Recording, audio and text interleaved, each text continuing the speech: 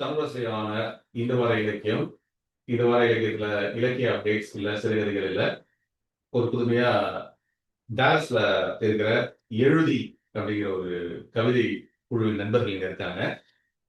இந்த எழுதி, அதாவது எழுதி, இவங்க கவிதைக்காக ஆரம்பிக்கப்பட்ட இந்த ஒரு குழு கிட்டத்தட்ட ஒரு ஆண்டாக தொடர்ந்து செயல்பட்டு வாரம் ஒரு தலைப்பு அப்படின்னு சொல்லி நிறைய இங்க கவிதை எழுதுறவர்களை ஊக்குவித்து நிறைய கவிதைகளை கொடுத்துருக்காங்க இந்த ஏரியாவுக்கு. அதாவது டாலஸ், பிரெஸ்கோ, பிளான் இந்த ஏரியால அந்த குழு நம்மளோட இருக்காங்க. இப்போ அவங்களுடைய முதலாம் ஆண்டு நிறைவை ஒட்டி இந்த நேர்காணலுக்கு ஒத்துக்கிட்ட திரு சேது, ஐஸ்வர்யா அண்ட் பூபாலன், தேங்க்ஸ்.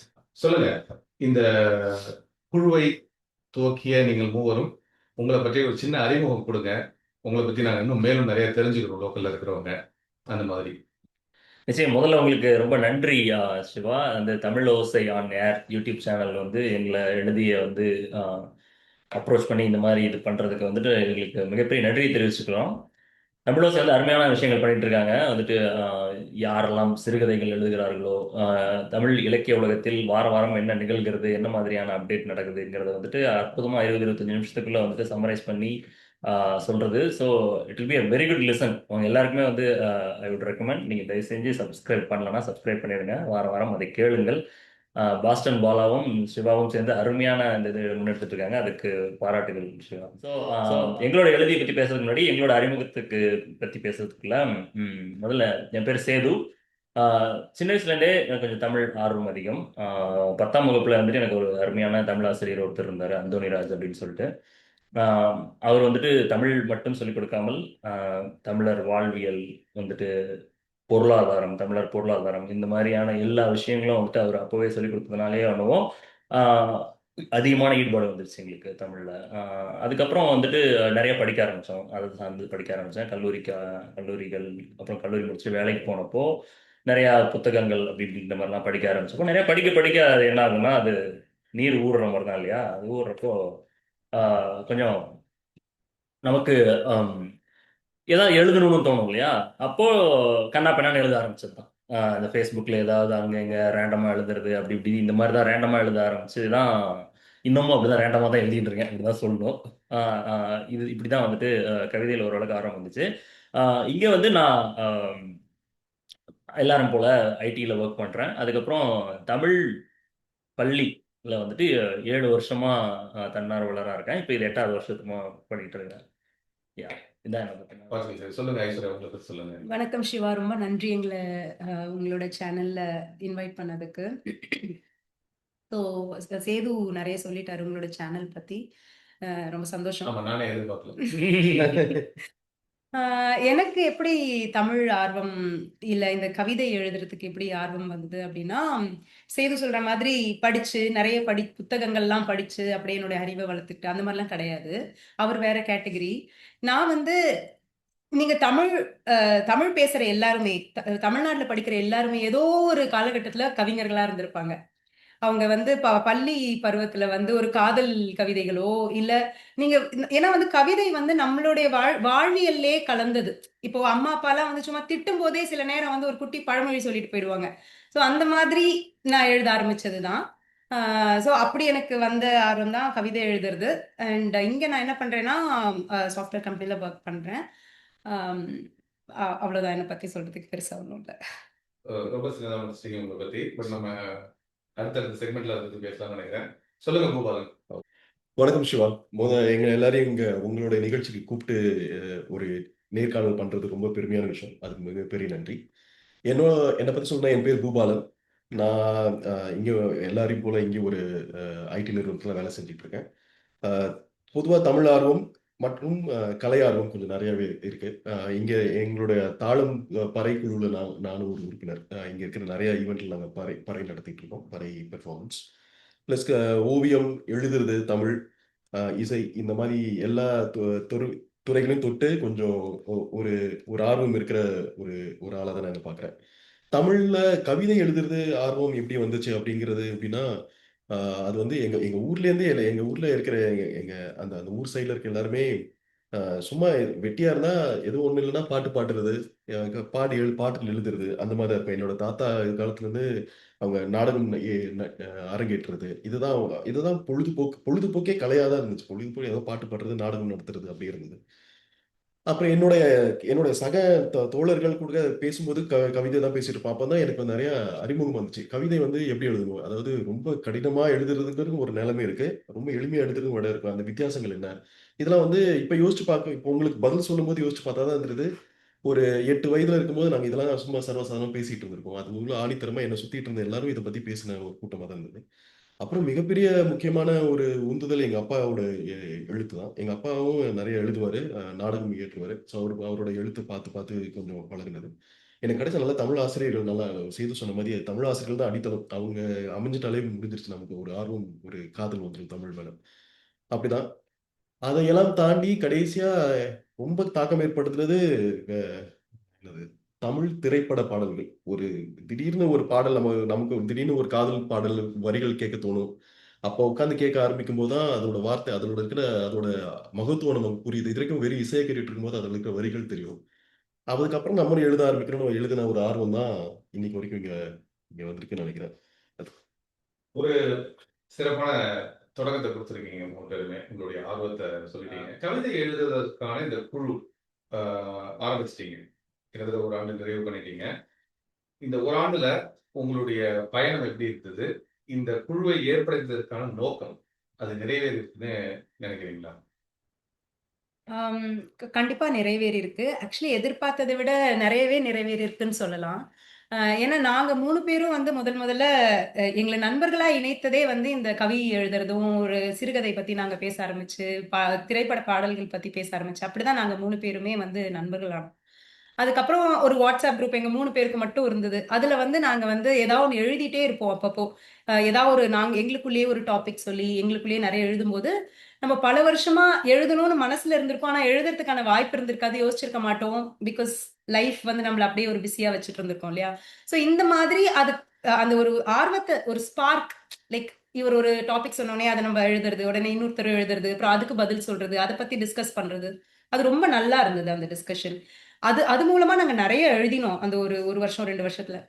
அதுக்கப்புறம் நெனச்சோம், இத வந்து ஏன் நம்ம, ஏன்னா இன்னும் நெறைய பேருக்கு இந்த மாதிரி ஒரு ஸ்பார்க் இருந்தா நெறைய பேர் எழுதுவாங்களேன்னு ஒரு சின்ன ஒரு இதுல தான் வந்து நாங்க ஆரம்பிச்சோம்.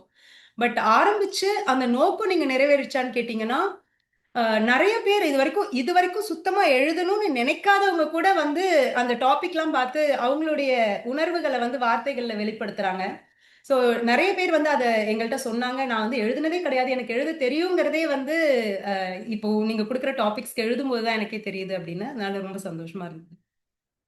ஓ! நீங்க இந்த தலைப்புகள் அப்படின்னு சொன்னோனே தான் வந்து நீங்க வாரம் ஒரு தலைப்பு அப்படின்னு வச்சுக்கிறீங்க இல்லையா? ஒரு வருடம் அப்படின்னா கிட்டத்தட்ட ஒரு 50 தலைப்புகள நெருங்கி இருக்கணும் நீங்க. ஓரிரு வாரங்கள் விடுபட்டிருந்தாலும், வேலை பளு காரணமாக. ஸோ அதுல வந்து உங்களை கவர்ந்த தலைப்பு அப்படின்னா, ஒரு 3, 4 தலைப்புல வந்து நிறைய பேர் எழுதினாங்க அப்படின்னா, எந்த மாதிரியான தலைப்பு வந்து ஈர்த்தது அப்படின்னு சொல்லுங்க. அதே மாதிரி எந்த தலைப்பு வந்து கொஞ்சம் குறைவான எழுத்துக்களா இருந்தது, அவங்களோட சிந்தனைய தூண்டுச்சு அப்படிங்கிறதையும் பகிர்ந்துக்கிட்டீங்கன்னா நல்லாருக்கும். எனக்கு வந்து நாங்க இதை ஆரம்பிக்கணும்னு நினைச்சு விளையாட்டா தான் ஆரம்பிச்சோம். அப்போ வந்து முதல் தலைப்பே வந்து ரொம்ப ஒரு ஒரு இன்ட்ரெஸ்டிங்கான தலைப்பு தான். பெண் பெண் அந்த இந்த ஸ்லே என்ன அந்த ஸ்லேடை. ஸ்லேடை வடிவில் இந்த பெண், அந்த ஒரு கவிதை வந்து பெண்ணுக்கும் இருக்கணும், பேனாவுக்கும் சேர்ந்த மாதிரி ஒரு கவிதையா இருக்கணும் அப்படின்னு சிலேடை. ஸ்லேடை மாதிரி போட்டது. அதுக்கே ரொம்ப நல்ல வரவேற்பு வந்துச்சு. நாங்க சும்மா சரி எத்தனை பேர் வந்து எழுத போறாங்க, நாங்க மட்டும் தான் எழுத போறோம்னு சொன்னப்ப 20க்கும் மேற்பட்ட பேர் எழுதி அவங்க ரொம்ப கிரியேட்டிவா இருந்துச்சு. எனக்கு தெரிஞ்ச அந்த முதல் இதுதான் ரொம்ப பெரிய புஷ்ஷா இருந்தது. அதுக்கப்புறம் வந்து அஹ், அஹ், ஒரு பாட்டுக்கு மெட்டு அப்படின்னு ஒரு சினிமா பாடல் ஏற்கனவே இருந்த ஒரு 3 திரைப்பட பாடல்கள் கொடுத்துட்டு, இதுல வந்து நீங்க லிரிக்ஸ் நீங்களே எழுதுங்க அப்படின்னு ஒரு தலைப்பு வந்து செய்து கொடுத்திருந்தாரு. அது ரொம்ப நல்ல தலைப்பா இருந்துச்சு. அப்புறம் எனக்கு இன்னொரு பர்சனல் ஃபேவரட் என்னவா இருந்துச்சுன்னா, எனக்கு பிடிச்சது வந்து தேவையான அளவு அப்படின்ட்டு. அதாவது என்னன்னா, ஒரு ஒரு சமையல் ரெசிபியை கவிதையா கொடுங்க அப்படின்னு ஒரு டாபிக் ஓ! இருந்துச்சு. நீங்க வந்து சும்மா ஒரு ஆம்லெட் போடுறதா கூட இருக்கட்டுமே, அது கவிதையை எப்படி எழுதுவீங்க அப்படின்ட்டு. ஸோ என்னோட பர்சனல் ஃபேவரட். ஸோ இது மூணும் நான் ப்ராபப்ளி ரொம்ப சேலஞ்சிங்காகவும் இருந்தது. ஆமாங்க. எனக்கு ரொம்ப பிடிச்சது வந்து இந்த இப்போ இந்த ஓராண்டு நிறைவுக்காக வந்து "எழு தீயிட்டு எரி" அப்படின்னு ஒரு டாபிக். சமூகத்துல சமூகத்தோட கண்கள மறைக்கிற மாதிரியான அநீதிகள பத்தி நமக்கு வந்து அதை எழுதலான்னு. அது ரொம்ப எல்லாருமே வந்து ரொம்ப உணர்வு பூர்வமா அந்த இதை எழுதுனாங்க. அது ரொம்ப நல்லா இருந்தது. எனக்கு அது ரொம்ப பிடிச்சிருந்தது. அருமை. ஸோ எனக்கு வந்து பிடிச்சதுல வந்து மாயவில்லை அப்படின்னு ஒரு தலைப்பு கொடுத்திருந்தாரு பூபாலன். அது வந்து அதாவது மாயவில்லை. மாயவில்லை, வில்லைனா லென்ஸு. ஸோ மாயவில்லைனா இட்ஸ் மேஜிக்கல் லென்ஸ் அந்த மாதிரி. ம். அதாவது நீங்கள் நேராக ஒரு விஷயத்தை பார்க்கும்போது it's a thing, but then அந்த லென்ஸ் வழியாக பார்க்கும்போது it's a different thing. So அப்படி இருக்கணும், உங்களுடைய கவிதை வந்து அந்த மாதிரி இருக்கணும் அப்படிங்கிற மாதிரி ஒரு சேலஞ்ச் கொடுத்துருந்தாரு. ஸோ அது ரொம்ப அருமையாக இருந்தது. அதுக்கப்புறம் வந்துட்டு ஐஷு கொடுத்தது வந்து இந்த மழை அப்படின்ற ஒரு தலைப்பு கொடுத்தாங்க. வெரி சிம்பிள் டைட்டில் தான் மழை. ஆனால் அதில் சேலஞ்ச் என்னன்னா, நீங்கள் வந்து தண்ணீர், மேகம், வானம் இந்த வார்த்தைகள்லாம் பயன்படுத்தக்கூடாது அப்படின்ற மாதிரி ஒரு ஒரு 6-7 வார்த்தைகள் கொடுத்துருந்தாங்க. இந்த வார்த்தைகள்லாம் பயன்படுத்தக்கூடாது, ஆனால் மழைங்கிற தலைப்பில் நீங்கள் கவிதை எழுதணும். அப்படி ஒரு சேலஞ்ச் கொடுத்தாங்க. இப்படி இந்த தலைப்பு கொடுக்குற ப்ராசஸே இருக்கு இல்லையா, இதுவே வந்து ஒரு பயங்கர இன்ட்ரெஸ்டிங்காக தான் எங்களுக்கு, அட்லீஸ்ட் எங்களுக்கு ரொம்ப இன்ட்ரெஸ்டிங்காக தான் போயிட்டு இருக்கோம். ஒரு ஒரு வாரம் ஒருத்தர் தலைப்பு கொடுப்போம். அதில் வந்து ஒன்று ஒரு சுவாரஸ்யம் இருக்கும். ஒரு எய்தர் கண்டென்ட்டில் ஒரு சேலஞ்ச் இருக்கும், இல்லை அவங்க யூஸ் பண்ணக்கூடிய அந்த வார்த்தைகளில் ஒரு சேலஞ்சஸ் கொடுப்பாங்க. அதுவும் இல்லை அப்படின்னா நீங்கள் வந்து இந்த இவ்வளோ வரிகளுக்குள்ளே எழுதணும், ஒரு வரிக்குள்ளே எழுதணும், இப்படி இருக்கும். அப்புறம் சில நேரத்தில் வந்து எனக்கு இன்னும் ஒன்று பிடிச்சது என்னென்னா, தலைப்பு எதுவுமே வார்த்தைகளாக கொடுக்காம படங்களை கொடுக்கும். ஒரு படத்தை கொடுத்துட்டு இந்த படத்துக்கு உங்களுக்கு என்ன கவிதை தோணுதோ அதை எடுக்கலாம்னு சொல்லி காட்சிகளும் கவிதைகளுமோ காட்சி பெயர், காட்சி பெயர்ப்பு, காட்சி மொழிபெயர் மாதிரி காட்சி பெயர். காட்சி பெயர்ப்புன்ற மாதிரி ஒரு அந்த மாதிரி கொடுத்தாங்க. அந்த மாதிரி தலைப்பு கொடுக்கறது இஸ் லைக் எக்ஸைட்டிங் தான் நான் சொல்லுவேன். நான் அது இன்னும் அடுத்தடுத்த வாரம் இன்னும் வந்துட்டே தான் இருக்க போகுது. எல்லா வாரமும் ஒரு ஒரு தலைப்பு ஓடுறதுமே வந்து ரொம்ப இன்ட்ரெஸ்டிங்கான ஒரு ப்ராசஸ் தான். ஸோ அதில் வந்து ஒன்றே ஒன்று ஆட் பண்ணிடணும்னா, அது அது எந்த அளவுக்கு இன்ட்ரெஸ்டாக இருக்குன்னா, சில பேர் நீங்கள் கேட்டீங்களா எந்த தலைப்பு பெருசாக பேசல, இப்போ அந்த மாதிரி ரொம்ப நார்மலான தலைப்பு இருந்தால் அவங்க ரிவ்யூஸ் அவங்க அந்த குழுவில் இருக்கிறவங்களே சொல்லுவாங்க, இது கொஞ்சம் சுமாராக தானே இருக்கு. ஸோ எக்ஸ்பெக்டேஷன்ஸ் கொஞ்சம் அதுதான் நாங்கள் மெயினாக இது பண்ணிட்டு இருக்கோம்.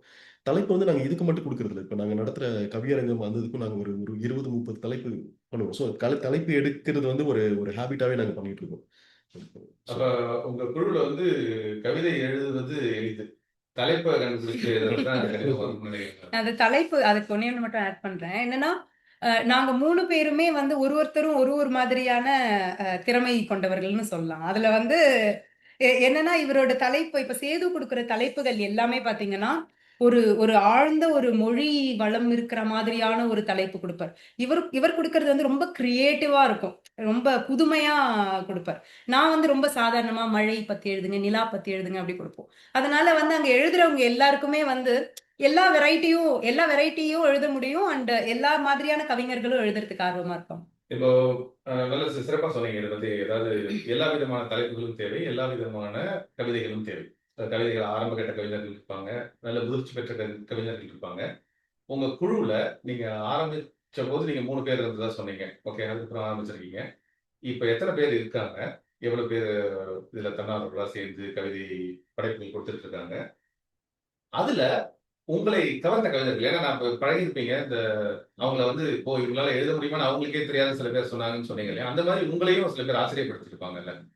ஸோ அவங்கள பத்தி இப்போ குறிப்பிட்டு இந்த ஒரு ஆண்டு நிறைவுல சொன்னீங்கன்னா ஒரு சின்ன பாராட்டுதலா இருக்கும் அவங்களுக்கு. நிச்சயமா அது சொல்லலாம். அதுக்கு முன்னாடி நம்ம வந்து எழுதி எப்படி இயங்குதுன்னு சொல்லிடுவோமா? சொல்லிடுங்க, தாராளமா. வந்துட்டு ஸோ இப்போ எல்லாரும் என்னடா இன்டர்வியூ ஆரம்பிச்சு எல்லாரும் போயிட்டு இருக்கு, என்னடா பண்றீங்க எழுதியிலன்ற ஒரு கேள்வி பார்க்குறவங்களுக்கு வரலாம். அதுக்காக அதை நான் சொல்றேன். ஸோ இது ஜூன் 11ஓட ஒரு வருஷம் ஆகுது. ஒரு வருஷத்துக்கு முன்னாடி நாங்கள் என்ன பண்ணோம்னா, எழுதி அப்படின்னு வந்து இன்ஸ்டாகிராமில் ஒரு பேஜ் ஆரம்பித்தோம், அப்கோர்ஸ் இன் ஃபேஸ்புக். அதில் அது இல்லாமல் நாங்கள் இந்த மாதிரி கவித்திரல்னு தனியாக ஒரு வாட்ஸ்அப் குரூப்பும் வச்சுருக்கோம். ஸோ அதில் வந்து நாங்கள் ஃபஸ்ட்டு 3 பேர் இருந்தோம், அப்புறம் அது 5 பேர் ஆச்சு, 10 பேர் ஆச்சு. இப்போ வந்து அதில் கிட்டத்தட்ட ஒரு 50 பேர் இருக்காங்க. என்ன நாங்கள் பண்ணோம்னா, எவ்ரி மண்டே ஆரம்பத்தில் வந்து வாரம் ஒரு முறை அப்படி இருந்தது. வாரத்துக்கு ஒரு தலைப்பு, நாங்கள் ஏதாவது ஒரு தலைப்பு கொடுப்போம். அந்த தலைப்புக்கு வந்துட்டு எல்லாரும் கவிதைகள் எழுதி அனுப்புவாங்க. அதை நாங்கள் எல்லாம் தொகுத்து இன்ஸ்டாகிராமில் அந்த வீக்கெண்ட் போஸ்ட் பண்ணோம். ஸோ இது வந்து இப்போ ஒரு நாளடைவில் ஒரு 6 மாதத்துக்கு அப்புறம் என்ன ஆச்சுன்னா, 2 வாரத்துக்கு ஒரு தலைப்பு அப்படி பண்ண ஆரம்பிச்சிட்டோம். ஸோ இப்போ 2 வாரத்துக்கு ஒரு தலைப்பு வந்துட்டே இருக்கும். ஸோ இப்போ இது நம்ம எப்படி இது எங்கே போகுது இன்னும் போக போகனா, இதே மாதிரி தான் 2 வாரத்துக்கு ஒரு தலைப்பு. நாங்கள் ஒரு தலைப்பு கொடுப்போம், நீங்கள் அதுக்கான கவிதை எழுதி கொடுப்பீங்க. Will be just posting in Instagram. So இப்படி தான் இது இயங்கிட்டு இருக்கு. இதில் நான் சொன்ன இந்த 50 பேரில் இது ஃப்ளக்சுவேட் ஆகும். ஒரு சில வாரம் 20 கவிதைகள் வரும், ஒரு சில வாரம் 25 கவிதைகள் வரும். அந்த மாதிரி மாறி மாறி தான் வந்துட்டு இருக்கோம். அதுல வந்து இப்ப நீங்க கேட்ட கேள்விக்கு வரேன். இப்போ வந்துட்டு உங்களுக்கு கவர்ந்த கவிஞர்கள் பத்தி சொல்லுங்க. எனக்கு முதல்ல இங்க டாலஸ்ல என்ன மிகவும் கவர்ந்த ஒரு கவிஞர்னா வந்து அது பூபாலன் தான்.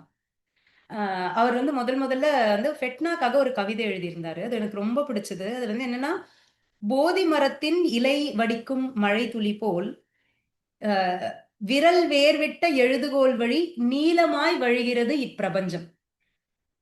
ம். அதாவது நம்ம வரிகள் பத்தி நம்ம எழுதுற வார்த்தைகளை பத்தி அவர் வந்து எழுதியிருந்தாரு. அது போதி மரம் வடிக்கும் இலை வடிக்கும் மழை துளி போல் விரல் வேர்விட்ட எழுதுகோல் வழி நீளமாய் வழிகிறது உலகம். அது ரொம்ப நல்லா இருந்தது. ஸோ அது வந்து இட் வாஸ் சோ இம்ப்ரெசிவ். அதுல இருந்து தான் நாங்க கவிதை பேசி டிஸ்கஸ் பண்ண ஆரம்பிச்சோம். இந்த கவிதை நீங்க 2வது தடவை சொன்னீங்கல்ல, வழக்கமாவே கவிதை வந்து முதல் தடவை படிக்கிறத விட 2வது தடவை படிக்கிறது தான் சிறப்புன்னு சொல்லுவாங்க. அது ஏன் நினைக்கிறீங்க? நான் எனக்கு வந்து நம்ம முதல் தடவை படிச்சுட்டு அதுக்கப்புறம் தான் அதை வந்து இந்த மாதிரி ஒரு அருமையான ஒரு கவிதை அப்படின்னு சொல்றோம். அப்படி என்ன அருமை அப்படின்னு தோணும்ல கேட்கறவங்களுக்கு. அதனால இன்னொரு வாட்டி அதை சொல்லி காட்டுறது. கேட்கறவங்களுக்காக படிக்கிறவங்களுக்காக இல்ல. இல்ல இது எனக்கு எனக்கு எனக்கு எப்படின்னா கவிதை வந்து ஒரு 5 வரியில இருக்காது. சில கவிதைகள் 20, 30 வரிகள் இருக்கும். ஆனா கவிஞன் வந்து அதுல வந்து அந்த 20, 30 வரியுமே கவிஞன் சொல்லணும்னு இருக்க மாட்டான். அதுல ஒரு பர்ட்டிகுலர் 2, 3 லைன் வந்து அவனுக்குன்னு ரொம்ப ஃபேவரட்டா இருக்கும். இதுதான் நான் சொல்லப் போறேன். இந்த 2 வரிக்காக தான் நான் 50 லைன் எழுதுறேன் அப்படின்னு. ஸோ மோஸ்ட்லி அந்த அந்த வரிகளை மட்டும் 2 தடவை சொல்லும்போது ஒண்ணு கருத்த அதோட ஆழத்தை சொல்றதுக்காக இருக்கும். இல்ல இதுதான் நான் சொல்ல வரேன் அப்படின்னு காட்டுறதுக்காகவும் இருக்கும். அந்த அது மாதிரி ஒரு 2 கோர் தடவை ஐடியாவை இதுதான். யூரோப்பியன். இன்னொன்னு என்னன்னா ஆடியன்ஸ் ஸ்டாண்ட் பாயிண்ட்லயும் ஒரு ஃப்ளோல போயிட்டு இருக்கும்போது சம்டைம்ஸ் திருப்பி சொல்லும்போது அதோட பியூட்டி ஒரு படத்தை 2வது தடவை பார்க்கும்போது அதோட அழகு அதிகமா இருக்கு. அது நம்ம புரிஞ்சுப்போம். அது அந்த மாதிரி ஒரு தாட். சொல்லுங்க. ஸோ இப்போ நீங்க இலக்கியத்துல ரொம்ப நிறைய நீங்க பயணப்படுறதுனால வச்சு சொல்றேன். ஸோ இப்போ இலக்கியத்தோட உயரிய வடிவம் தான் கவிதைன்னு சொல்லுவாங்க. நம்ம வந்து பக்கம் பக்கமா உரைநடை எழுதுறத வந்து ஒரு நாளை வரியில சுருங்கி கொடுக்கறது தான் கவிதைன்னு சொல்லுவோம். அப்போ அந்த வடிவத்தை வந்து நம்ம ஒரு தடவை சொன்னோம்னு வச்சுக்கோங்களேன், நிச்சயமா அது வந்து மக்களுக்கு போய் உடனே சேருமான்னு தெரியல. அதனால சில நேரத்தில் நீங்க 2வது வாட்டி நீங்க ரிப்பீட் பண்ணும்போது தான் இப்போ இவங்களே முதல் வாட்டி இப்போ இந்த போதி மரத்தின் படிக்கும்போது நீங்க அந்த கான்டெக்ட் அண்டர்ஸ்டாண்ட் பண்றதுக்கு யூல் கெட் சம் டைம். இப்போ வந்து இப்போ சிவா வந்து இங்க இருந்தார், எழுந்தார், நடந்தார், போனார்னா அது நம்ம பழக்கப்பட்டது. அது நம்ம டக்கு டக்குன்னு படிக்க படிக்க நமக்கு புரிஞ்சிடும். ஆனா இப்போ இந்த கவிதை வந்து நமக்கு பழக்கப்பட்டது கிடையாது. இந்த கவிதை வடிவம் வந்து நமக்கு பழக்கப்பட்டது கிடையாது. அது 2வது வாட்டி படிக்கும்போது தான் நம்மளுக்கு உண்மையிலே அதை புரிஞ்சுக்க முடியும்னு நான் நினைக்கிறேன். அதுவுமே அந்த ஒரு உயரிய வடிவத்தில் அது இருக்கிறதுனால அதை வந்து சில நேரத்தில் நம்ம ரிப்பீட் பண்ண வேண்டியது. இப்ப நம்ம ஒரு ஒரு இன்னொரு கேள்வி எனக்கு என்ன தோணுது அப்படின்னா, உங்க குழுவுல கவிதைகள் எழுதுறாங்க. இப்ப ஆரம்ப கட்ட எழுத்தாளர்கள் இருப்பாங்க. நல்ல கருப்பொருளோட, நல்ல சந்தத்தோட மரபு கவிதை எழுதுறவங்க இருப்பாங்க. ஹைக்கூ எழுதுறவங்க இருப்பாங்க. இப்ப நீங்க எழுதுற கவிதைகள் எல்லாத்தையுமே அக்செப்ட் பண்ணி அவங்க என்கரேஜ் பண்ணி பப்ளிஷ் பண்றீங்களா? இல்ல சில கவிதைகளை இல்ல நீங்க வந்து இந்த இடத்துல சின்ன பிழை இருக்கிறது, பொருள் பிழை இருக்கலாம், சொற்பிழை இருக்கலாம், இல்ல கருப்பொருள் பிழை இருக்கலாம். அதெல்லாம் சுட்டிக்காட்டி இம்ப்ரோவைசேஷன் பண்றதுக்கான வாய்ப்புகள் நீங்க எடுத்து பண்றீங்களா? இல்ல என்கரேஜிங்காக அவங்கள அலோவ் பண்றீங்களா அத? இல்ல நிச்சயமா கரெக்ஷன்ஸ் ஃபர்ஸ்ட் ஆஃப் ஆல் எப்படின்னா அவங்களும் ஓப்பனா இருக்காங்க. இது சரியா அப்படின்னு கேட்கிற மூட்ல தான் வராங்க. நான் கொடுத்துட்டேன் இதுதான் அந்த அல்டிமேட் கவிதை அப்படிங்கிற மூட்ல இல்ல. ஏன்னா இது ஒரு லேர்னிங் பிளாட்ஃபார்ம் தானே. இப்ப நாங்க கரெக்ட் பண்றதுனால நாங்க மட்டும் பண்ண மாட்டோம். யாரெல்லாம் இருக்காங்களோ எல்லாமே பண்ணுவாங்க. இப்ப நம்ம எழுதினாலே நம்மளுக்கு பிழை இருக்கும். அதை சரி பண்றதுக்கு மத்தவங்க இருப்பாங்க. அது வந்து எழுத்து பிழை இருக்கும். ஸ்பெல்லிங் மிஸ்டேக்ஸ் இருக்கலாம். சில சமயம் கருத்து பிழை. இன்னும் நல்ல கரெக்ஷன்ஸ் எப்படின்னா, இந்த வரிக்கு பதிலா இது போட்டா இது இன்னும் அழகா இருக்கும் அப்படின்னு. அதுல கருத்து இதுல இல்ல இருக்காது. மேபி அவங்களுக்கு இந்த வார்த்தை தோணியிருக்கும். மத்தவங்களுக்கு வேற வார்த்தை தோணியிருக்கும்போது அது ஆட் பண்ணலாம். ஸோ இந்த மாதிரி கரெக்ஷன்ஸ் அது எல்லாருமே வந்து வெரி பாசிட்டிவா இருக்கும். பாசிட்டிவாவும் எடுத்துக்கிறாங்க. அது அது அது ஒரு நல்ல ஆரோக்கியமான விஷயமா நான் பார்க்குறேன். ஏன்னா இது ஒருத்தர் எழுத்துங்கிறது அவங்களுடைய தனிப்பட்ட கருத்து. ஏன்னா உள்ளது கவிதை அப்படின்னு சொல்லுவாங்க. அவங்க உள்ளத்துலேருந்து வருது அது வார்த்தைகளின் வடிவா. அதை திருத்தி அவங்க சொல்றத எடுத்துக்கிறாங்க அப்படின்னா அதுவே வந்து உங்களுடைய வளர்ச்சிக்கு அடுத்த கட்டத்துக்கு கண்டிப்பா நல்லா உதவி பண்ணும் நிச்சயமா. இதுல இன்னொரு நல்ல விஷயம் என்னன்னா, எங்க கூட பயணிக்கிறவங்க எல்லாருமே வந்து நாங்க எல்லாருமே தினமும் கத்துக்கிறோம். யாருக்குமே வந்து இது நல்லா தெரியும். இது வந்து நாங்க வந்து அப்படிலாம் எதுவுமே கிடையாது. எல்லாரும் தப்பு பண்றோம். எல்லாருமே கத்துக்கிறோம். We are all evolving. 1 வருஷத்துக்கு முன்னாடி வந்து நாங்க எழுதுனதுக்கும், இப்ப எழுதுறதுக்குமே எல்லாருக்குமே வித்தியாசம் இருக்கு. அது வந்து கண்கூடாக தெரிகிறது. அதான் உண்மை. திருப்பி நினைவுபடுத்த விரும்புறேன். உங்களுடைய குழுவில் நீங்க சிறப்பிக்க விரும்பும் கவிஞர்களை இந்த குழுவில் வந்து இவ்வளவு ஓப்பனா இருக்கிறதுனால அவங்க வந்து எதுவும் தவறா நினைச்சிருக்க மாட்டாங்க. அவங்களுக்கே தெரியுங்கிற தன்னிலை அறிதல் இருந்ததுன்னா இந்த பிரச்சனை வராதுங்கிற குழுவுல இது ரொம்ப சாத்தியம். அதனால உங்களை கவிஞர்கள் ஏன்னா நீங்க எதிர்பார்க்காம அவங்க கொடுத்த அந்த கவிதைகள் உங்களுக்கு இந்த கவிதைகளை நீங்க வாசிக்கிறதுனால வாசிக்கலாம், அவங்களுடைய பெயர்களை குறிப்பிட்டு சொல்றதுனாலும் சொல்லலாம். நான் ஒரு கவிதை சொல்றேன். ஜெனிதான்னு ஒரு கவிஞர் இருக்காங்க எங்களோட குழுவுல. அவங்க எழுதினது, காய்ந்த மஞ்சள் மொட்டுக்கள் மீண்டும் மலர்ந்தன வெண்ணிற மலர்களாய், பெயர் பாப்கார்ன். ஸோ ஜெனிதா வந்து சொல்லணும்னா அந்த மாதிரியான குறுங்கவிதைகள் எழுதுறத அந்த வடிவத்தில் எழுதுறதுல பின்னுவாங்க அவங்க. அவங்க எழுதுனது நான் இன்னொன்று சொல்கிறேன் பாருங்க. அதாவது ஒரு வரி கவிதைகள்னு ஒரு வாட்டி ஒரு சேலஞ்ச் கொடுத்துருந்தோம். அதில் வந்து அவங்க 2 3 எழுதியிருந்தாங்க.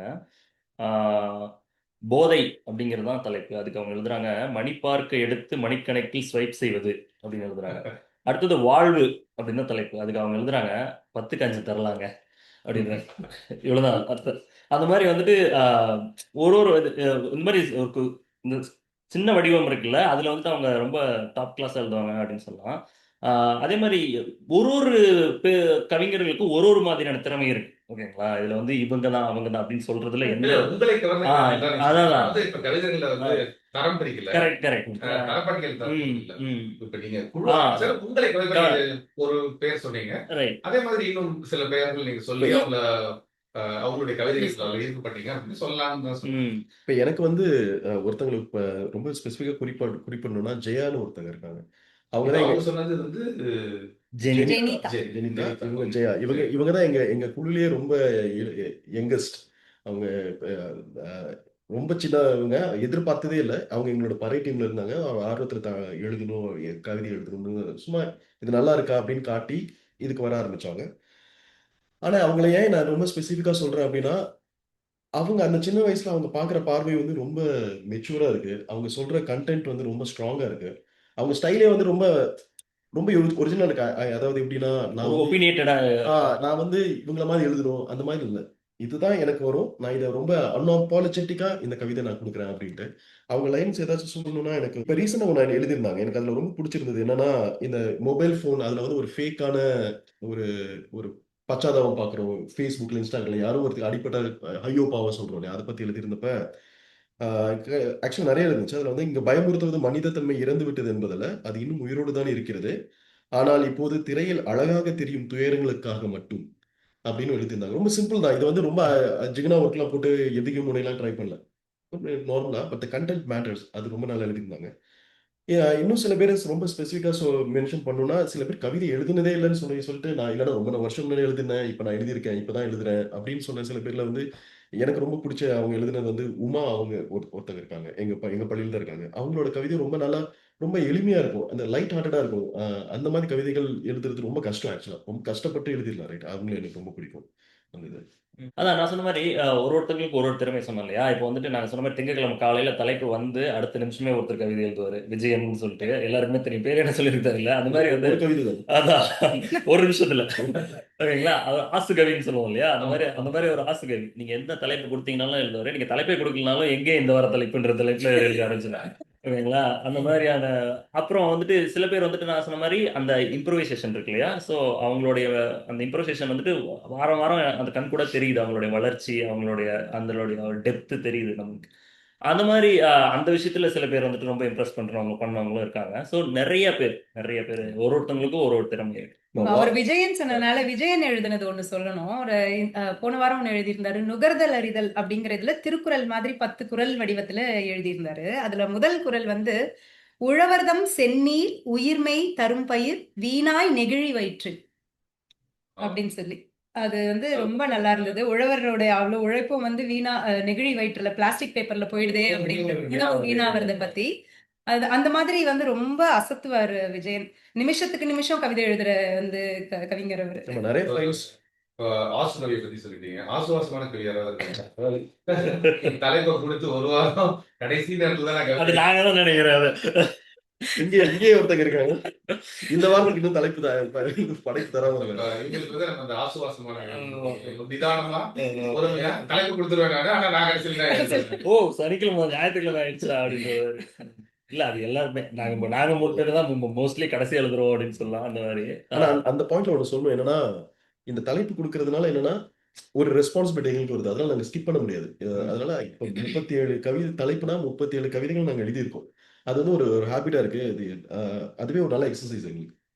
இது இப்போ இந்த இந்த குழுல வந்து இங்க இருக்கிறவங்க எல்லாருமே இந்த டாலஸ், பிரிஸ்கோ, பிளானோ இந்த ஏரியாவை சேர்ந்தவர்கள் தானா? இல்ல அத வேற மாநிலங்கள்ல இருக்கிறவங்களா சில இருக்காங்களா? முகம் தெரியாத நண்பர்கள் கூட எழுதுறாங்க. இதுதாங்கல்ல. அவங்க வந்துட்டு எங்களோட இன்ஸ்டாகிராம் மெசஞ்சர்ல வந்துட்டு அவங்களுக்கு கவிதைகள் அனுப்புறாங்க. அதை கூட போஸ்ட் பண்றோம் சில பேர். ஏன்னா இதை நீங்க இப்போ செய்யற இந்த ஆர்வத்தை ஒரு திறம்பட செய்யற இந்த நேர்த்திய இப்போ மற்ற மாநிலங்கள்ல அமெரிக்காவில் இருக்கிற மாநிலங்கள்ல இது மாதிரி தமிழ் அதிகம் இல்லாத மக்கள் வந்து இருப்பாங்க. ஸோ அவங்களையும் ஈர்ப்பதற்கு ஏதாவது முயற்சிகள் உங்கள் நண்பர்கள் மூலமாக முகநூல் மூலமாக ரொம்ப அருமையான கேள்வி கேட்டீங்க. நிச்சயமா நாங்க வந்து அமெரிக்கா மட்டுமல்ல, உலகின் எந்த பகுதியில் இருக்கும் தமிழர்கள் எல்லாரும் நாங்கள் வந்து அன்போட ஆஹ், அழைக்கிறோம் அப்படிதான் சொல்லணும். வந்துட்டு நீங்க எழுதி அப்படிங்கிற எங்களோட இன்ஸ்டாகிராம் பக்கத்தை நீங்க போய் பின்தொடருங்க. பின்தொடர்ந்து அது திங்கட்கிழமை வரக்கூடிய தலைப்புகளை பாருங்கள். உங்களுடைய கவிதைகளை அனுப்புங்கள். எங்களோட இணைந்து பயணிங்கள். எல்லாரும் சேர்ந்து நல்ல கவிதைகளை எழுதுவோம். எங்களுடைய எழுதியோடைய கேப்ஷன் என்ன இருக்கு அப்படின்னு நீங்க பாத்தீங்கன்னா, கவி எழுத விளைவோரின் முகவரி, தமிழ் பருக வருவோரின் கூடுதுறை, பல கைகள் இணைந்து எழுதும் குட்டி கவிதைகளுக்கான ஒரு பக்கம் அப்படின்னு தான் நாங்க வச்சிருப்போம். ஸோ அது நீங்க இன்ஸ்டாகிராம்ல மட்டும் தான் இப்போதைக்கு இருக்கீங்க. ஃபேஸ்புக், வாட்ஸ்அப்ல இருக்கேன்னு சொல்லிட்டீங்க. ஆமா ஆமா, வாட்ஸ்அப் அண்ட் இன்ஸ்டாகிராம் தான் பிரைமரி. ஏன்னா இப்போ வாசிக்கிறவங்களுடைய ம், அல்லது இந்த மாதிரி எழுத ஆர்வமுடையவர்கள் வந்து பல தளங்கள்ல வந்து நம்ம தொடர்பு கொள்ள வேண்டியிருக்கு. ம், சில பேர் வந்து நான் ஃபேஸ்புக் மட்டும் தான் பார்ப்பேன், ம், இன்ஸ்டாகிராம் மட்டும் தான் பார்ப்பேன், அடுத்து த்ரெட்ஸ்க்கு போயிட்டாங்க மக்கள். ம், ஸோ எக்ஸ்ல இருக்காங்க. இந்த மாதிரி பல்வேறு தரப்பட்ட ம். தளங்கள் நமக்கு இருக்கு. இப்போ இது எல்லாத்தையும் நீங்க விரிவாக்குற திட்டம் வச்சிருக்கீங்களா? இல்ல நாங்க வந்து ஒண்ணுல மட்டும் இருக்கிறது கூட நல்லதுதான். இப்ப நான் இன்ஸ்டாகிராம்ல மட்டும் தான் இருப்பேன் அப்படிங்கிறது கூட நல்லதுதான். உங்களுடைய திட்டம் என்னவா இருக்கு? அப்படி ஒரு திட்டம்லாம் எங்களுக்கு கிடையாது. ஒருவேளை அப்படியும் எங்களுக்கு தேவைப்பட்டால் அதுவும் செய்வோம். அங்க இருக்கிறவங்களும் எழுதுறதுக்கு ஆசைப்பட்டாங்கன்னா, அப்படி ஒரு வாய்ப்பு இருந்தா நாங்க அதுவும் செய்வோம். செய்வோம், செய்ய மாட்டோங்கிறதெல்லாம் கிடையாது. அண்ட் நீங்க முதல்ல கேட்ட கேள்விக்குமே வந்து it is not confined to local Dallas people. அந்த மாதிரி நாங்க ஆரம்பிக்கும் போதே நாங்க அப்படி ஆரம்பிக்கவே கிடையாது. எழுதிங்கிற அந்த இன்ஸ்டாகிராம் ஹேண்டில்ல இத்தனைக்கும் இத்தனை தலைப்புகள்ல சில பேர் வந்து இந்தியால இருந்து எழுதினவங்க கூட இருக்கிறாங்க. ஸோ வேற வேற நாடுகள்ல இருந்து அதுலயே எங்களுக்கு டிஎம் பண்ணி நாங்க அந்த கவிதைகளை கூட போஸ்ட் பண்ணியிருக்கோம். இங்க நாங்க டாலஸ்ல நேர்ல மீட் பண்றது, ஒரு ஒரு ஒர்க் ஷாப் மாதிரியோ இல்லைன்னா ஒரு கவியரங்கம் மாதிரியோ நேர்ல நடத்தும் போது நாங்க இங்க உள்ள மக்கள் வச்சு மட்டும்தான் நடத்துறோமே தவிர, இன்ஸ்டாகிராம்ல எழுதி அந்த ஹேண்டில்ல வந்து இந்த தலைப்பு போஸ்ட் பண்றதும் கவிதைகள் போஸ்ட் பண்றதும் it's open for every one. இப்போ நல்ல தகவல் பகிர்ந்துட்டீங்க. எனக்கு இன்னொரு கேள்வி என்ன வருது அப்படின்னா, நீங்க வந்து உங்களுடைய கவிதைகள் தலைப்பு கொடுக்குறீங்க, அதுக்கு எழுதுறாங்க. இப்ப புகழ்பெற்ற கவிதைகள், கவிஞர்கள் இருப்பாங்க இல்லையா? நீங்க வாசிச்ச கவிதைகள், மரபு கவிதைகள், சொந்த கவிதைகள், புது கவிதைகள் எதுவாக வேணாலும் இருக்கலாம். அதுல ஒரு கவிதையை எடுத்து அத வாசிக்கிறதோ அல்லது அதை மாற்றி எழுதுவதோ, இப்ப நீங்க ஒரு திரைப்பட பாடல் சொன்னீங்க இல்லையா? அந்த மெட்டுக்கு நீங்க புது பாட்டு எழுதுங்கன்னு சொன்னது மாதிரி, ஒரு கவிதையை எடுத்து அத ஒரு ஒரு ஆராய்ச்சி பண்ணி இது எந்தெந்த ஃபார்ம்ல எழுதியிருக்காங்க. இதை இப்ப நம்ம ஹைக்கூவா மாத்த முடியுமா? ஒரு பெரிய கவிதையை எடுத்து ஹைக்கூவா, ஒரு ஹைக்கூவா எடுத்து பெரிய இந்த மாதிரியான முயற்சிகள் ஏதாவது இது வரைக்கும் இல்ல, செய்திருக்கிறீர்களா? அதுல ஒண்ணு ஆரம்பிச்சோம். ம். அது என்ன பண்ணோம்னா, பிற மொழி கவிதைகள் வந்து மொழியாக்கம் தமிழ்ல செஞ்சு கொடுங்க அப்படின்ட்டு. ஆ, அது ஒரு ஸ்பெசிஃபிக்கா ஒரு ஒரு ஈவெண்ட் ரிலேட்டடா அந்த நேரத்துல நம்ம பண்ணோம். ஆனா என்னன்னா, அதுவும் 2 தலைப்பும் சேர்ந்து போயிட்டு இருந்ததுனால, அது வந்து மக்களும் கேட்டாங்க. அதுக்கு டைம் வேணும். இது வந்து அவசரத்துல பண்ண முடியாது. ஸோ நம்ம ஒரு ஐடியாவ குடுத்தாச்சு. அது வந்து அதுவும் விஜயன் ஒருத்தர் அனுப்பிட்டாரு ஃபர்ஸ்ட் அது. ம். அத நாங்க வச்சிருக்கோம். மத்த யாரும் அனுப்பல. ஆனா விஜயன் அனுப்பிட்டாரு அவரு. அந்த மாரி முயற்சிகள். இப்ப அதான் அந்த 2த்துக்குமே சேர்த்து ஒரு கேள்வி ஒரு பதிலா சொல்றேனே. இப்ப நீங்க வந்து இப்ப நான் இந்த 1 இயர் வந்து எங்களால என்ன முடியும்? இது வந்து நடக்குமா? அந்த மாரி ஒரு ட்ரை பண்ணிட்டோம். இந்த 1 இயர் இந்த 1 வருடம் வந்து ஒரு பெரிய ஒரு அச்சீவ்மென்ட் மாரி தான் ஃபீல் ஆகுது. அதாவது என்னன்னா, எங்களால கன்சிஸ்டன்ட்டா ஒரு விஷயத்த பண்ண முடியுங்கிறது தான் எங்களோட மனநிலையில கன்சிஸ்டன்ட் பண்ணியிருப்போமாங்கிறது தெரியல. ஆனா பண்ணிட்டோம். இப்ப அடுத்த நிலைமை வந்து இத மத்த தளத்துக்கு கொண்டு போணும். நீங்க சொல்ற மாரி இங்கேயே இருக்காம இந்த குட்டைய விட்டு இன்னும் கொஞ்சம் பெரிய இடத்துக்கு போய் ஆகணும். போய் ஆனா தான் இந்த உழைப்பு வந்து அதுக்கான பலன் தரும். இல்லன்னா இது வந்து அப்படியே மறைஞ்சு அதுக்கப்புறம் இது வந்து ஜஸ்ட் அனதர் ஒரு வீக்லி ஈவென்ட்டா மாறிடும் மக்களுக்கு. இல்ல எழுத்து என்னைக்கும் உங்களுக்கு இப்படி போகாது. உங்களுடைய சிந்தனையை தூண்டக்கூடியது எழுத்து. அதனால நீங்க வந்து அது வீணா போயிடுமோ அப்படிங்கிற இல்ல அது வீணாகுதுன்னா எப்படி சொல்லணும்னா, இல்ல நீங்க சொன்னது வந்து ஒரு இடத்துல நாம தேங்கி போயிடுவோமோ அது அதுக்கு வந்து ஒரு குறிப்பிட்ட எல்லைக்குள்ள நம்ம தேங்கிடுவோமோ அப்படிங்கிற எண்ணம் வேண்டாம். இல்லப்பா இப்ப என்னன்னா, இப்ப நாங்க இப்ப எல்லாம் மொத்தமா சேர்ந்து ஒரு 600 கவிதைகள் வந்திருக்கு. இப்ப நாங்க அடுத்து என்ன பேஸ்ல இருக்கோம்னா, சரி இத வந்து டிஜிட்டலாவே இருக்கே இது. இதை ஒரு புத்தகமா போடலாம். ஒரு ரொம்ப பெரிய பப்ளிஷர் ஒரு லோக்கல் லைப்ரரிஸ்ல லோக்கல் காப்பீஸா கொடுத்துக்கலாம். யார் வேணா வரலாம். அது ஒரு முகவரியா இருக்கும். ஸோ இந்த மாதிரி சின்ன சின்ன ஐடியாஸ் நாங்க என்ன பண்ணுவோம்னா, எப்பெல்லாம் மீட் பண்றோமோ ஐடியாஸை போட்டு வச்சிருவோம். அது அது இருக்கும் பின்னாடி. என்னைக்கெல்லாம் ஒரு மைண்ட்ல ஒரு ஐடியா தோணுதோ அப்ப அதுல இருந்து ஒன்று எடுத்து எக்ஸிக்யூட் பண்ணிட்டு அப்படி போயிட்டு இருப்போம். அப்ப எழுதி மென்மேலும் பல்லாண்டு காலம் பல திட்டங்களோட ஒவ்வொரு தேநீர் சந்திக்கும் போதும் பல திட்டங்கள் உருவாகுது அப்படின்னு சொல்றீங்க. நிச்சயமா, நிச்சயமா. கண்டிப்பா. நிச்சயம். சரி, இப்ப நம்ம எழுதியனுடைய நோக்கம், அது நிறைவேறிய விதம், தலைப்புகள், கவிதைகள், கவிஞர்கள், கவிதைகள் எல்லாம் பேசிட்டோம். முத்தாய்ப்பா நீங்க இந்த எழுதி அதுல இருந்து உங்களை விடுவிச்சு நீங்க படிச்ச கவிதையில இப்ப நான் கேட்டேன்னா திடீர்னு உங்களுக்கு ஞாபகம் வரக்கூடிய கவிதை அப்படின்னா ஒரு கவிதை சொல்லுங்க அப்படின்னா நீங்க படிச்ச கவிதைகளை எதை சொல்லுவீங்க? எனக்கு வந்து படிச்ச கவிதை கூட எனக்கு வந்து ஆரம்பத்துல ஓகே இது இது ஒரு தூண்டுதலா கவிதை வந்து தூண்டுதலா தூண்டுதலா இருந்த ஒரு இருக்கலாம். கவிதை வந்து ஆஹ், வைரமுத்துவோட எங்க ஏழாம் கிளாஸ் நம்ம 7th ஸ்டாண்டர்ட்ல வந்து வைரமுத்துவோட ஒரு பாடல் இருந்தது. அது வந்து ஒரு என்விரான்மெண்டல் சார்ந்த ஒரு கவிதை. அது எப்படி வரும்னா, போக்கிடம் இழந்து புழுமின் பொருளும் கொஞ்சம் சுத்தமா சொன்னீங்க, நல்லா இருக்கு. அது எப்படி வரும்னா, பூக்கிடம் இழந்து புழுமின் புரளும் சாக்கடை நதிகள் சங்கமிக்கின்ற பாலைவனமோ பாவநதியோ ஓலைக்கிடங்கோ ஓவிய பிழையோ, அந்த வார்த்தை எனக்கு ரொம்ப பிடிச்சது. ஓவிய பிழையோ கொசுக்களின் நித்திரை குளிர் மாநாட்டில் வசிக்க இடம் தரும் வசந்த பந்தலம். சேரியை பத்தி எழுதியிருப்பார். சேரியில வந்து அவ்வளவு புழுக்களா சகதிய இதா இருக்குன்ட்டு. ஸோ அந்த வரிகள் வந்து மைண்ட்ல அப்படின்னு பதிஞ்ச ஒண்ணு. இன்னொன்னு எனக்கு ரொம்ப வந்து இது வந்து அது ஏன் மைண்ட்ல நின்னுச்சுலாம் தெரியாது. அதோட இமேஜினேஷன் எனக்கு ரொம்ப பிடிச்சிருந்தது. அதுனா சிலப்பதிகாரத்துல ஒரு ஒரு இது ஒரு கோவலனும் கண்ணகியும் அந்த மதுரைக்குள்ள போகும்போது அங்க இருக்கிற ஒரு கொடி. கொடி வந்து வராதன்னு திருப்பி மறித்து விட்டுற மாதிரி. கை எனக்கு அந்த வார்த்தை காட்ட. இருக்கும். போரழுந்தெடுத்த ஆரையில் நெடுங்குடி வாரல் என்பது போல் மறித்து கை காட்டாது. அது ஆடுறது வந்து வராத திருப்பி போன்னு சொல்ற மாதிரி. அது இமேஜினேஷனோட உச்சகட்டம் அப்படின்னு ஃபீல் ஆச்சு. ஸோ இந்த மாதிரி இது இது ஒண்ணு. எனக்கு இன்னொன்னு கவிதையே ஞாபகம் இல்லை. பட் ரொம்ப பெரிய தாக்கம் ஏற்படுத்துறது வந்து கவிக்கோ அப்துல் ரஹ்மானோட பித்தன் சீரிஸ். அதுக்கு முன்னாடி இது வரைக்கும் கூட காதல் கவிதை, என்னது சமுதாயத்தை நோக்கிய ஒரு கவிதை அப்படின்னு இருக்கும்போது பித்தன் வந்து ஒரு எதிர்மறை கவிதையா இருந்துச்சு. பித்தன் கவிதைகள் எல்லாருமே படிக்கலன்னா கண்டிப்பா எல்லாம் படிச்சு இருக்கணும் வந்தது. அதுல வந்து ஒரு பித்தன் இந்த உலகத்தை எப்படி பாக்குறான், அவன் பாக்குற விஷயமே வந்து ரொம்ப டிஃப்ரெண்டா இருக்கும். அது வந்து நம்மளோட பார்வையே மாத்தி விட்டு எனக்கு வந்து பார்வையை மாத்திச்சு. நம்ம எப்படிலாம் எழுதலாம், எவ்வளவு சிம்பிளிஃபைடா ஒரு தாட்டை எழுதலாம் எதிர்மறையா அப்படின்ட்டு. ஸோ அது வந்து இதை சஜஷனா வைக்கிறேன். கவிக்கோவின் பித்தன் கவிதைகள் வந்து எல்லாம் கண்டிப்பா படிக்கணும் அப்படின்னு. ரொம்ப சிறப்பா உங்களை பாதித்த கவிதை மட்டுமல்லாமல் பாதிக்கக்கூடிய கவிதைகளையும் சொல்லியிருக்கீங்க. நன்றி. ஐஸ்வர்யா. எனக்கு வந்து ரொம்ப மோட்டிவேஷனலா இருந்தது வந்து பாரதியார் கவிதைகள் தான். அதாவது எல்லா கவிதை அப்படின்னாலே ஒரு இலக்கிய வடிவமா இருக்கணும் அப்படிலாம் இல்லாம, நீங்க ஒரு வசனமா சொல்றது கூட கவிதையா இருக்கலாம் அப்படிங்கிறது வந்து அப்படியே ஆரம்பிச்சதுதான். முதல்ல நான் வந்து பள்ளி பருவத்துல ஒரு ஒரு கவிதை கேட்ட வா இப்படி கூட எழுதலாமா அப்படின்னு நினைச்சது வந்து உன் பாதங்களை மெதுவாக எடுத்துவை ஏனென்றால் வைப்பது என் இதயத்தில். யார் எழுதுனாங்கன்னே தெரியல. ஆனா ரொம்ப நல்லா இருந்தது. எந்த பள்ளிக்கூடத்துலன்னு சொன்னீங்கன்னா நாங்க அதுக்கப்புறம் வந்து சிலப்பதிகாரத்துல இவர் சொன்னது போல ஞாபகம் வந்தது. சிலப்பதிகாரத்துல ஒரு ஒரு சின்ன ஒரு பாடல். அது என்னன்னா, என்னொடு போந்தீங் என்றுயர் கலைந்த பொன்னே கொடியே புனைப்பூங்கோதாய் நானின் பாவாய் நீனில விளக்கே கற்பின் கொழுந்தே பொற்பின் செல்வி சீரடி சிலம்பின் ஒன்று கொண்டு யான் போய் மாறி வருவன் மயங்காதொழியன கருங்கயல் நெடுங்கட் காதலி தன்னை ஒருங்குடன் தழியி உழையோரில்லா வருபொறி கறந்த கண்ணனாகி பல்லான் கோவலர் இல்லம் நீங்கி வல்லா நடையில் மருகிற் செல்வோம். இவ்வளவு பெரிய பாடலுக்கு மீனிங் என்னன்னா, ஒரு கண்ணகிக்கு பாய் சொல்லிட்டு போறார். அவ்வளவுதான். இதுல வந்து வேற எந்த மீனிங்கும் உங்களால தேட முடியாது. ஓகேயா? சோ ஒண்ணுமே இல்லாத ஒரு விஷயத்த தமிழ்ல இவ்வளவு அழகா ஒரு சின்ன ஒரு சீன் தான். அத வந்து இவ்வளவு உணர்வு பூர்வமா எழுத முடியும் அப்படிங்கறதெல்லாம் வந்து இல்லாத விஷயம் நீங்க எப்படி சொல்லலாம்? கண்ணகிக்கு பாய் சொல்ல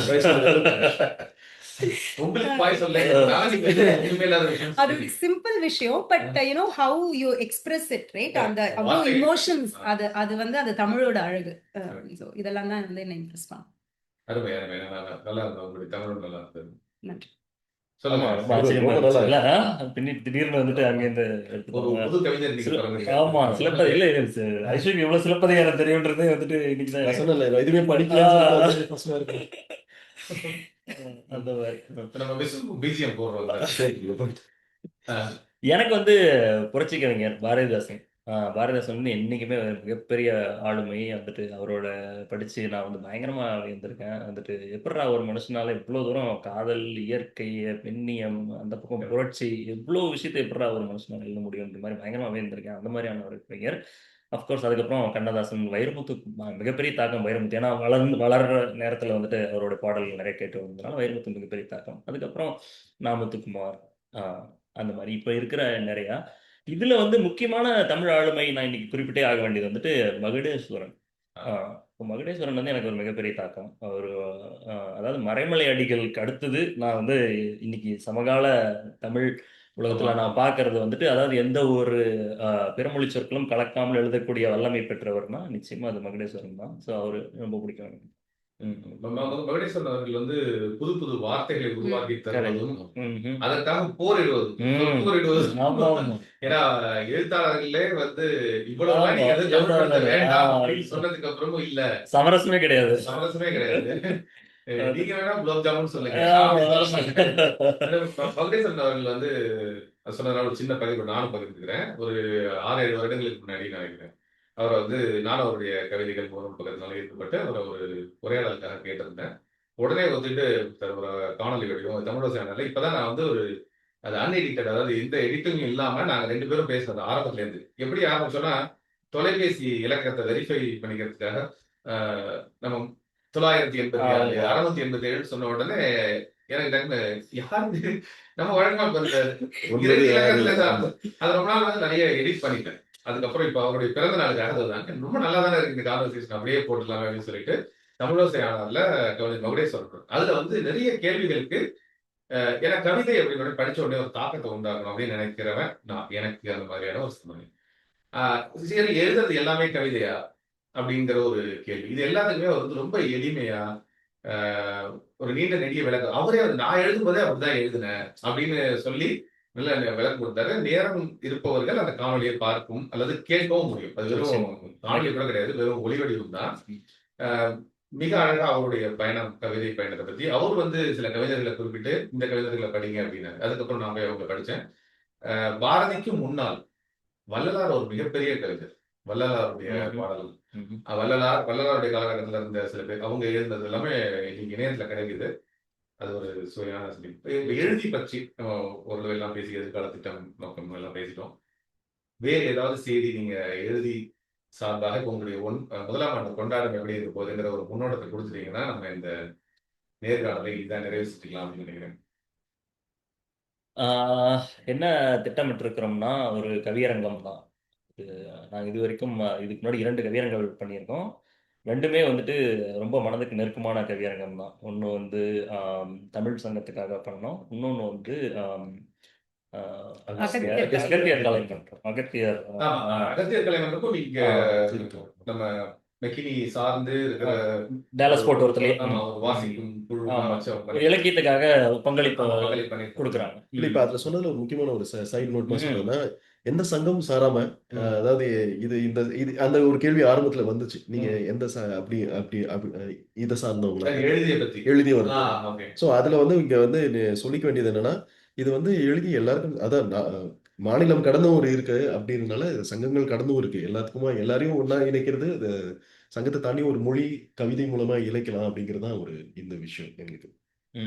நீங்க அதான் ஸோ அப்படி ரெண்டு கவியரங்குகளுமே வந்துட்டு ரொம்ப முத்தான கவிதைகளை கொண்டு வந்தாங்க. எங்களுடைய மக்கள் வந்துட்டு ஒரு 10 பேர் வந்தாங்க 2 கவியரங்கத்துலையுமே. எல்லா கவிதைகளும் நான் உங்களுக்கு அதுக்கப்புறம் கூட நான் அனுப்புறேன். இப்போ நீங்கள் படிச்சு பாருங்க, எல்லாமே அருமையாக எழுதியிருப்பாங்க எல்லாருமே. ஸோ இது இந்த ஓராண்டு நிறைவை கொண்டாடும் வகையில் இப்போ ஒரு கவியரங்கமும் கவியரங்கத்தை ஒட்டி அந்த மேடையிலேயே வந்துட்டு அந்த உடனடியாக ஏதாவது ஒரு தலைப்பு கொடுத்து அங்கேயே ஏதாவது ஒரு சுவையான ஒரு கவிதை அலசல் ஏதாவது பண்ணலாமா, அந்த மாதிரியான சில விஷயங்கள்லாம் வந்துட்டு நாங்கள் கலந்துரையாடிட்டு இருக்கோம். அது எப்படி வந்துட்டு உருப்பெறுகிறது என்று தெரியவில்லை, பார்ப்போம். கண்டிப்பா நல்ல முறையில் அது உருப்பெறும்னு எனக்கு தெரியுது. ஏன்னா ஒரு இப்போ ஐஸ்வர்யா சொன்ன மாதிரி நீங்க ஒரு மரபு சொந்த கவிதை, ஒரு பழமை கவிதை, அப்புறம் ஒரு கற்பனை திறனோட இருக்கக்கூடிய ஒரு ஆள். இப்போ திடீர்னு அவங்க சந்திரமுகியா மாதிரி சிலப்பதி சென்னை மாதிரி ஐஸ்வர்யாவுடைய தமிழ் எல்லாம் சேர்ந்து எழுதி ஒரு அடுத்த கட்டத்துக்கு கண்டிப்பா எடுத்துட்டு போகும். பல்வேறு சுவையான கவிதைகளை எழுதி எதிர்பார்க்கலாம். நானும் அந்த குழுல இருக்கேங்கிறத சொல்லிக்கிறேன். நான் குழுல இல்லாம இல்லை, ஆனா சில இந்த தலைப்புல பார்ப்பேன், கவிதைகளை படிப்பேன். ஐயோ இது நமக்கான கலவலன்னு நான் நவந்து வந்துடுவேன். தலைப்பை படிச்சு உடனடியா தோன்றினாலோ அல்லது அந்த தலைப்பு என்ன தொந்தரவு செய்தாலோ மட்டும்தான் நான் திருப்புவேன். இல்ல பாரதி ராஜா அதுதான் நான் இப்போ சொல்லலாம்னு நினைச்சேன். அந்த தலைப்பு பார்த்த உடனே அடுத்த வினாடி எனக்கு ஏதாவது தோணணும் அதை பத்தி. அது என்ன இம்சை பண்ணணும் அந்த மாதிரி இருந்தாதான் வந்து கவிதையா வரும் அது. அதுக்கு வார்த்தை வடிவம் உடனடியா வரணும். வரலைன்னா நான் அந்த மாதிரி திடீர்னு வந்து ஒன் லைன்ல அர்த்தத்தர ஒரு கவிஞர் நீங்க. அதாவது இப்ப அது எங்கன்னு பாக்குறேன் உங்களோட கவிதையை படி. அதான் என் இனிய தமிழ் மக்களை சொல்லி பார்த்தேன் தொண்டை கரகரத்துது அப்படின்னு வந்திருந்தீங்க இல்லையா? ஆமா. ம். So, அது மாதிரி ஒரு வரி கவிதைகள் நீங்க வைக்கிறது வந்து ரொம்ப நல்லா இருக்கு. அதான் நிறைய கவிதைகள் அதுல வருது. நான் பூபாலோட கவிதைகள், உங்களுடைய கவிதைகளும் படிக்கிறேன், அப்புறம் ஐஸ்வர்யா பத்தி படிக்கிறேன். நிறைய எழுதுறாங்க. ஆனா அந்த கவிதைகளை வந்து நீங்க சீர்படுத்தி அவங்களை என்கரேஜ் பண்ணி இவ்வளோ பேர கவிதை எழுத வைக்கிறது ரொம்ப கடினமான காரியம். ஏன்னா எழுதுறதே கடினமான காரியம். அந்த கவிதை எழுத வைக்கிறீங்க. தொடர்ந்து மென்மேலும் இத விட்டுடாம நீங்க பல்வேறு படிநிலைகளுக்கு எடுத்துட்டு போகணும் அப்படின்னு தமிழோசையாளர் சார்பாக நான் தான் வாழ்த்துறேன். நீங்க நான் சேனலுடைய உரிமையாளர் தான். இல்ல இல்ல ரொம்ப மிக்க மகிழ்ச்சி. நன்றி. சொல்லுங்க ஐஸ்வர்யா. ரொம்ப நன்றிங்க. இது வந்து ஆக்சுவலி எங்களுடைய முதல் நேர்காணல். இந்த மாதிரி ஒரு வாய்ப்பு எங்களுக்கு கொடுத்ததுக்கு ரொம்ப நன்றி. இது ரொம்ப மோட்டிவேஷனலாவும் என்கரேஜிங்காவும் இருக்கு எங்களுக்கு. இல்ல எனக்கு இந்த இன்டர்வியூ ஃபர்ஸ்ட் நேர்காணல் சொன்னோன்னே சரி நம்ம என்ன கண்டென்ட் தான் பேசணும் அப்படின்னு தான் யோசிச்சுட்டு வந்தோம். இங்க பேசிட்டு இருக்கும்போது தான் எனக்கு என்ன ஸ்டக் ஆகுதுன்னா ஒரு கடல் கடந்து வந்து வேற ஒரு மொழி பேசுற ஒரு நாட்டுல வந்து ஒரு தமிழால கவிதை ஒரு 4 பேர் இணைஞ்சு பேசுறோங்கன்னா நம்ம ஏதோ பண்ணியிருக்கோம். நம்ம எல்லாருமே நம்ம எல்லாமே சேர்ந்து ஏதோ ஒரு பண்ணனால தான் இங்க ஒரு இடத்துல சேர்ந்துருக்கோங்கிறப்ப ஆஹ், கொஞ்சம் பெருமையாகவும் இருக்கு. சரியான வழியில போயிட்டு இருக்கோம் அப்படின்னு. இந்த வழியில் நீங்க சொன்ன மாதிரி இன்னும் சரியான வழியில இன்னும் எடுத்துட்டு போகணும் அப்படிங்கிறது ஒரு ஒரு உந்துதல் தான் இந்த நேர்காணல். அதுக்காக மிகப்பெரிய நன்றி. தமிழுக்கு தொண்டு செய்வன் சாவதில்லைன்னு சொல்றாரு பாரதிதாசன். அதனால வந்து அந்த வகையில நம்ம எல்லாம் வந்து ஒரு புள்ளியில் இணைகிறோம் என்று நினைக்கிறேன். நன்றி. ரொம்ப சரி, மீண்டும் ஒரு சந்திப்பில் நன்றி. நன்றி.